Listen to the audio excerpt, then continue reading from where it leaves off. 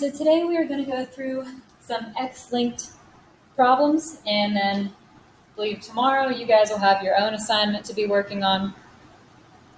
So just to refresh your memory, because we haven't done any of these Punnett squares yet. We're looking at fruit flies. It says eye color is a sex-linked trait. Red is dominant to white.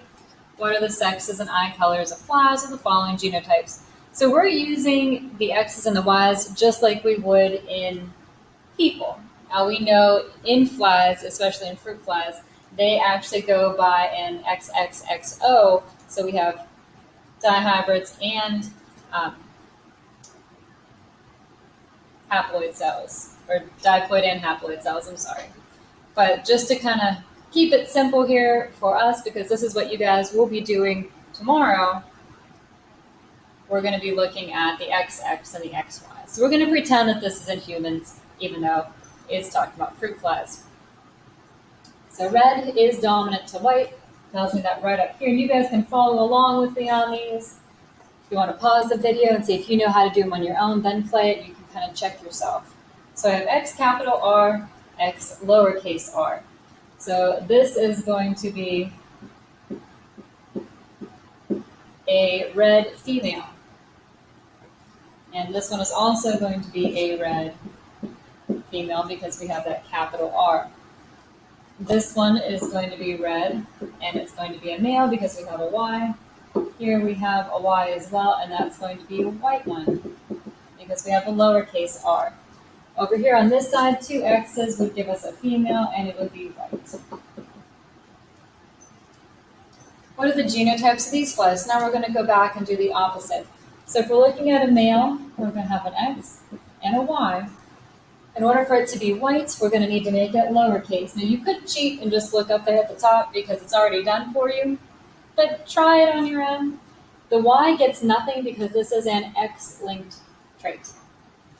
So the Y is just along for the ride. Every time you have an X, that is when you are actually going to add a superscript. So a white-eyed female is going to be two lowercase r's. Red-eyed female, they want it to be heterozygous. So I give you a capital one, lowercase one, red-eyed male, X and a Y with a capital R. Show a cross of a white-eyed female with a red-eyed male. Okay, now it kind of sucks whenever you're doing sex-linked Punnett squares because you have to include so much into those squares, so you definitely want to give yourself some room when you are going through and doing them. So I'll put my female up at the top, and I'll put my male off to the side there. Whenever you're doing gender, or sex rather, I keep saying gender, it should be sex, you're going to have two girls and two boys all the time.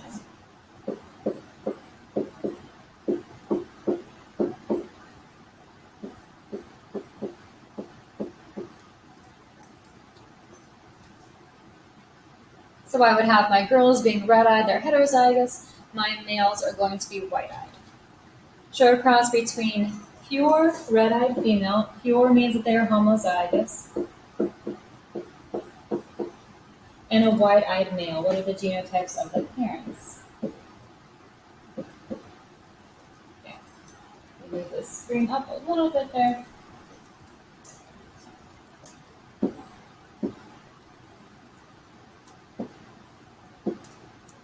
Put my girl up at the top, and again, it does not matter where you put the girl or the boy, just as long as you keep their genes together. That is the most important part.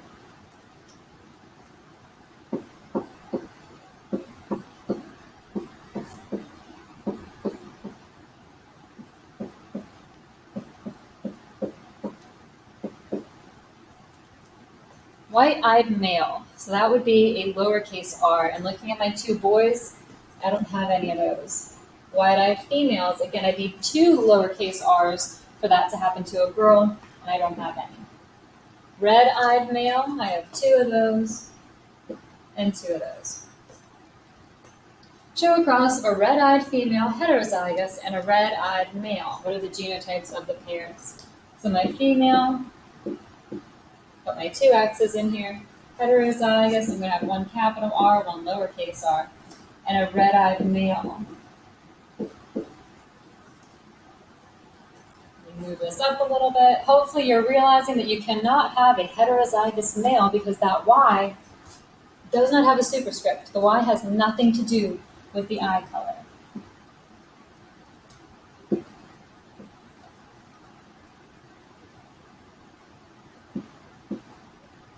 going to put my boy up at the top this time. Put my girl down the side.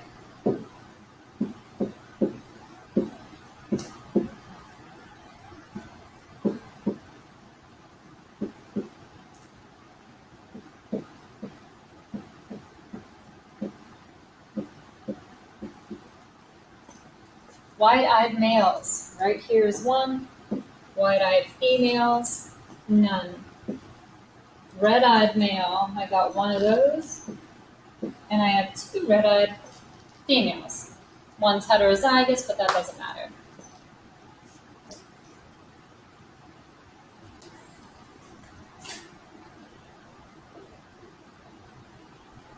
What if, in the above cross, 100 males were produced and 200 females? How many total red-eyed flies would there be?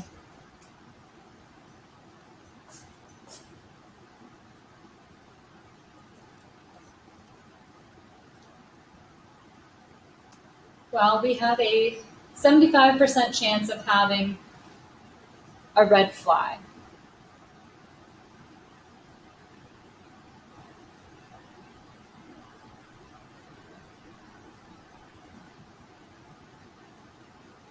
Every time it's a female, it's going to be red here. So all 200 females would be red.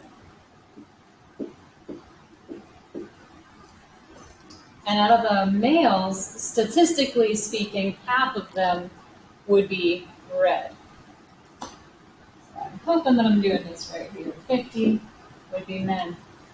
So that would give me 250, roughly, give or take a fly here and there, would be red-eyed.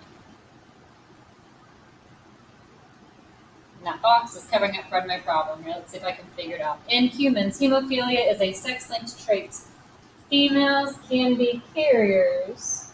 Males either have the disease or not, but they cannot be carriers. We don't even need that little part of it. So we're given all the data that we need right here. For a normal female, she's going to have two X's and two capital H's. For a female who's a carrier, it's a capital H and a lowercase h. For a female who has the disease, it is two lowercase h's. Men have two options. They're either normal with the capital H or they have it with the lowercase h. Remember, the Y gets nothing because this is not a Y-linked disorder. There are Y-linked disorders, but this one is not. Show a cross of a man who has hemophilia with a woman who is a carrier. I'm going to do it over here so I have a little bit more room.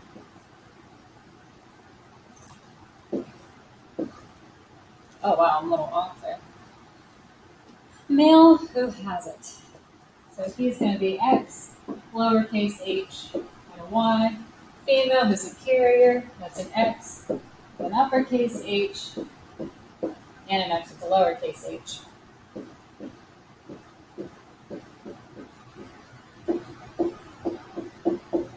Go through, do all of your little X's and H's and Y's.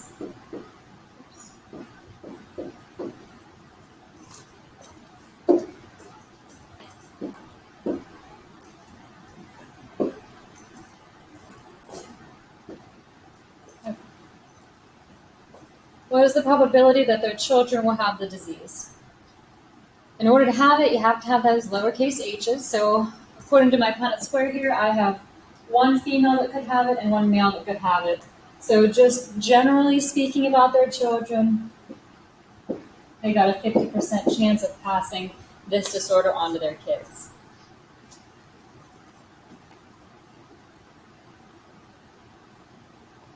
A woman who is a carrier marries a normal man. Show the cross. What is the probability that their children will have hemophilia, and what sex will a child in the family with hemophilia be?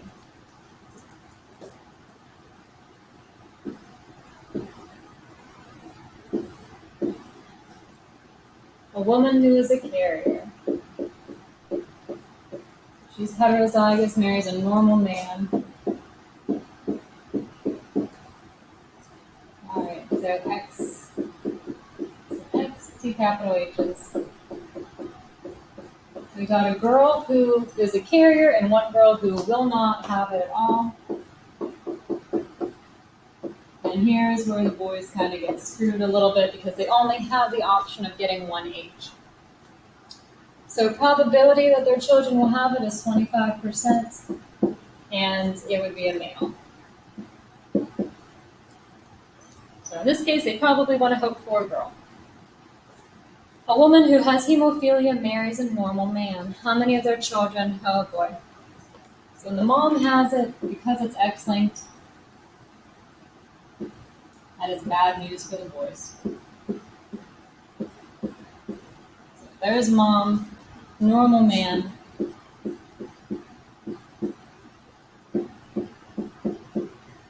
Now dad's going to come in here, and he is actually going to save those girls. He's going to give them that capital H, so they'll be carriers of it, but they will not have it. Mom, on the other hand, can only give that recessive gene, so she's going to give it to their boys. How many of their children will have it, and what will their sex be? Well, they're going to be males. All boys.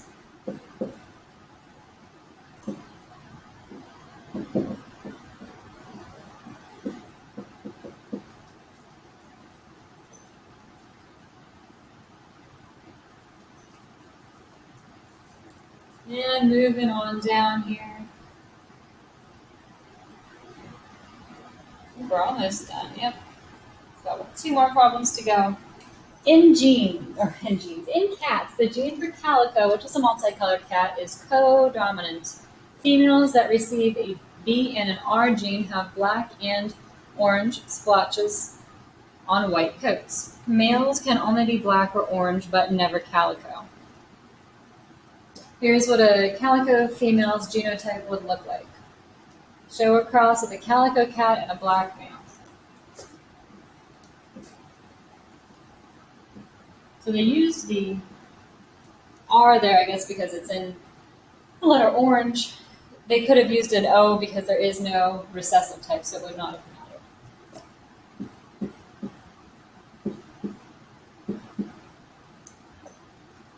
And a black male, we have a Y, and he's going to be XB.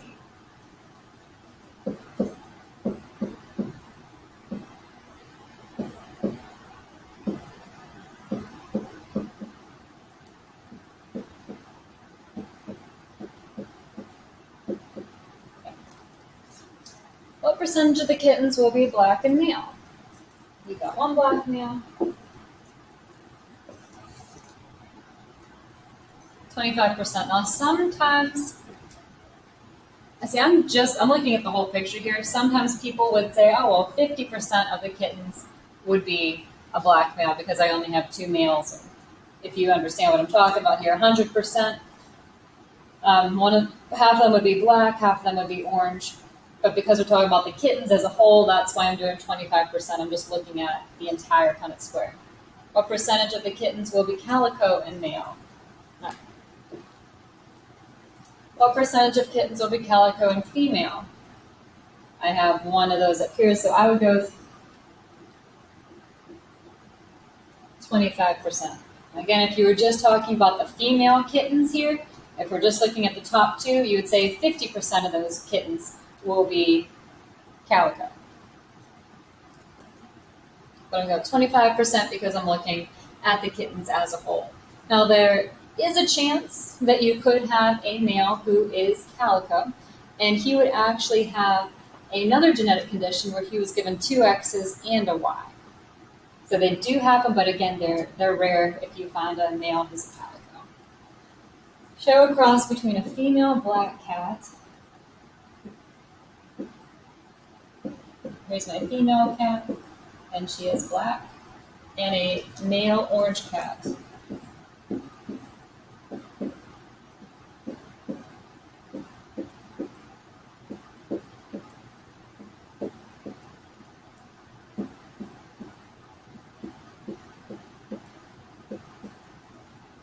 What percentage of the kittens will be calico and female?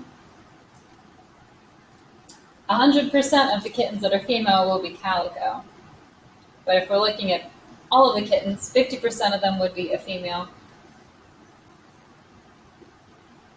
in calico. What color will all the male cats be? Black.